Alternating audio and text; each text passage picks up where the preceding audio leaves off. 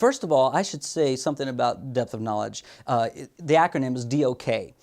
When I first heard of DOK, when I found out it meant depth of knowledge, I didn't need a lot of it didn't need to be explained to me. I understood that what we're looking for in our classrooms, what we're looking for in education in general, and this is across the board everywhere. We don't want students just thinking on the surface level about any concept. If they can't move to the analytical and evaluative stages of their thinking, I think we've probably created some gaping holes, serious gaping holes. And that's one of the things that we're starting to see evidenced by standardized testing. I can't say that I think every test is going to be that accurate, but what we know is it provides a baseline. And the baseline tells us that a lot of our students just don't seem to be able to think critically. They're not problem solving. They don't seem to do it naturally. Well, I think there's a reason for that, and it's because sometimes we haven't aligned our curriculum, we haven't aligned our lessons to actually aid that student in the process of thinking deeply about things.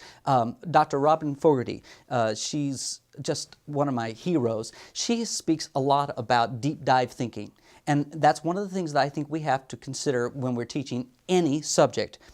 And what is unfortunate is that sometimes the curriculum we're providing our teachers, it just doesn't give them a lot of guidance. And it's not to say that the teachers can't figure it out on their own, but they're busy. They don't have time to do the research on their own. So with Shurley English, one of the things that I've uncovered is that we really do address the depth of knowledge strategies in that curriculum alignment tool. And I should make that clear. DOK, or depth of knowledge, is an alignment strategy to keep the curriculum so that it layers itself developmentally and that it always pushes the student to think critically. We can't just ask yes-no kinds of questions. Students need to be able to evaluate and analyze and to really utilize the skills they have to explain what they know. And they have to be able to write about it.